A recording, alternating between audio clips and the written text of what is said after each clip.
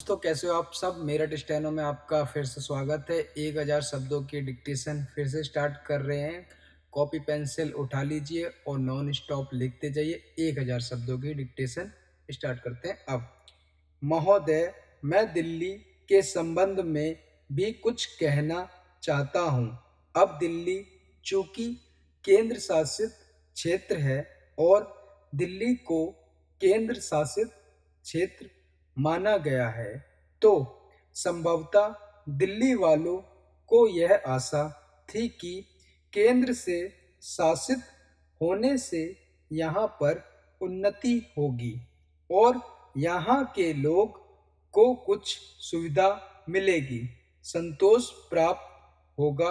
किंतु मैं यह देख रहा हूँ और लोगों में भी यह भावना बढ़ती जा रही है कि जब से यह केंद्र शासित क्षेत्र हुआ है, तब से शासन में निरंकुशता आने लगी है और लोगों की ओर ध्यान कम दिया जाने लगा है।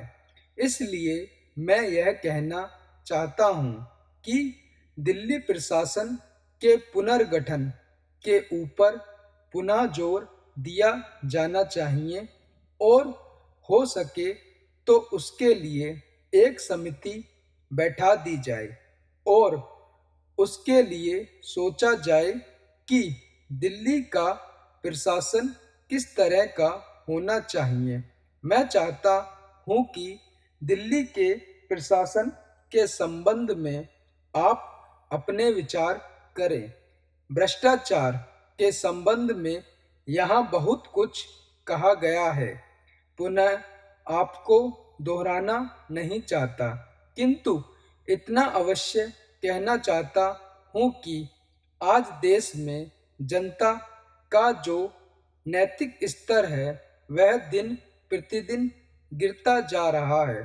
सरकार को यह सोचना चाहिए कि उनका वह नैतिक स्तर किस तरह से उठाया जाए और किस तरह से लोगों की भावना बदली जाए, किस तरह के लोगों को अनुशासन में रख सकें।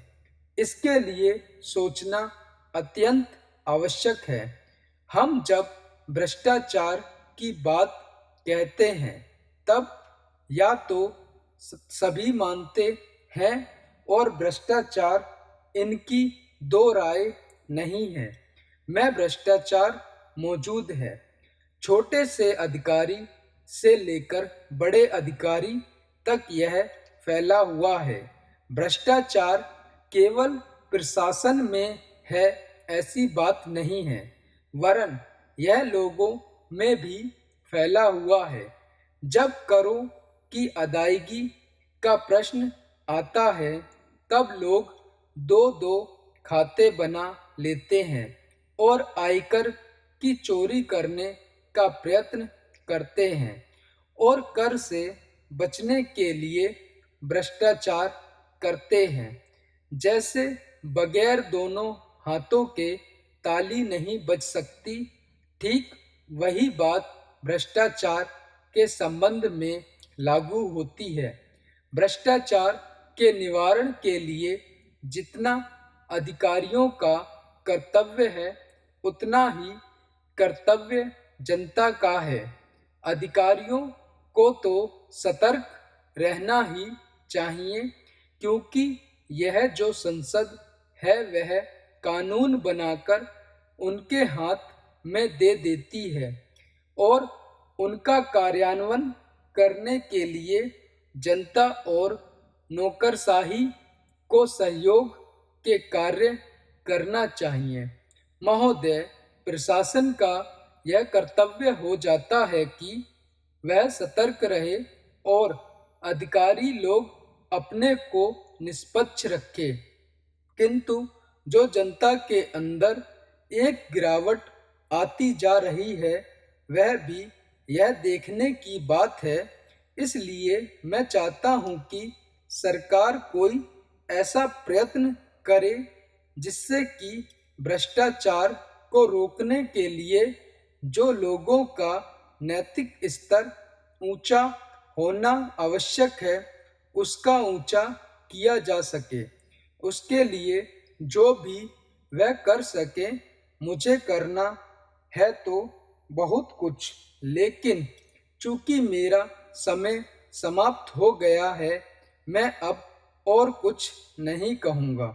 इसलिए मैं माननीय रक्षा मंत्री महोदय का ध्यान इतिहास की उस चेतावनी की ओर दिलाना चाहता हूँ कि हिमालय की चोटी पर जिसका अधिकार रहा है उसका गंगा और यमुना के मैदानों पर भी अधिकार रहा है।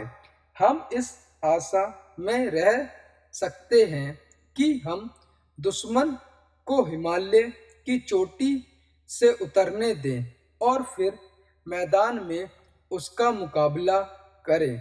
मुझे याद है कि कुछ वर्ष पहले प्रधानमंत्री जी ने बड़ी दृढ़ता के साथ यह कहा था कि हम हिमालय को दहेज के रूप में नहीं दे सकते। यह नहीं कहना चाहते कि साहब आप टहलते हुए यहाँ आ जाइए। हम नहीं चाहते कि आप वहाँ पर कोई मुकाबला ही ना हो।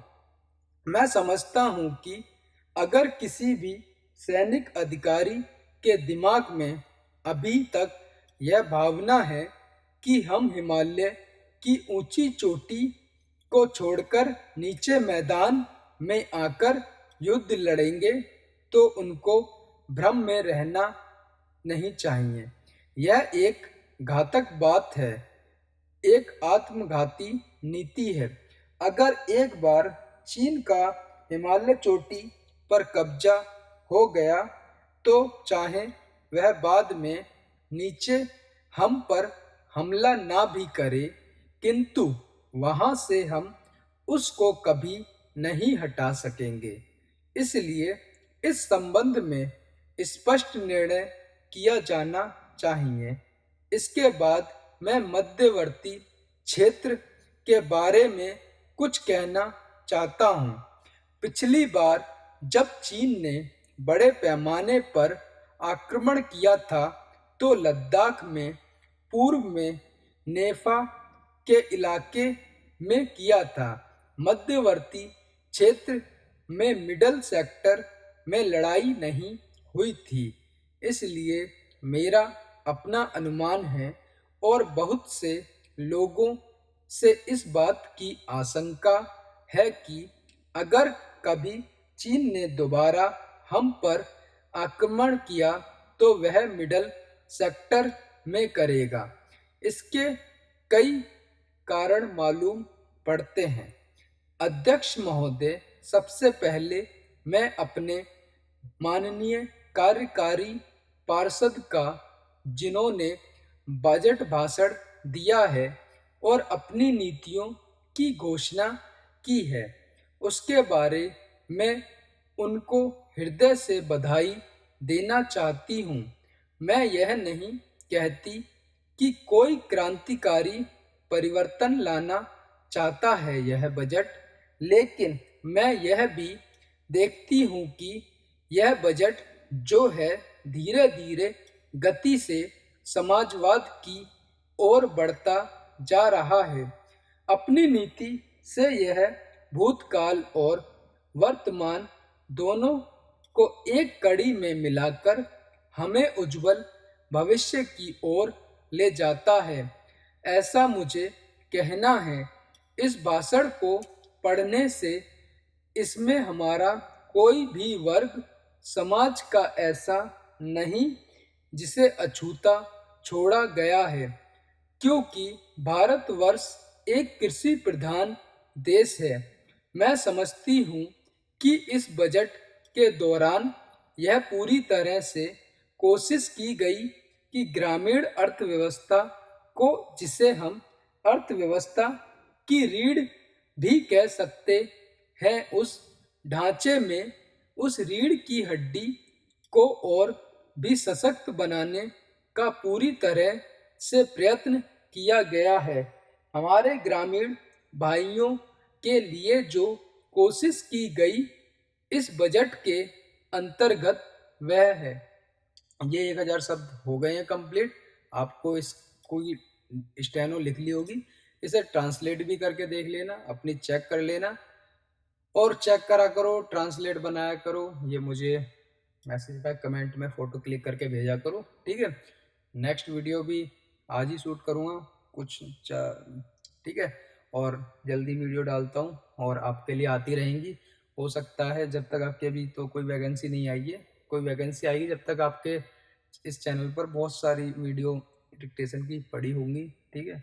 कुछ हार्ड नए टॉपिक भी लेकर आएंगे जल्दी ही। चलिए टेक केयर और इसी तरीके से प्रैक्टिस करते रहिए। Take care.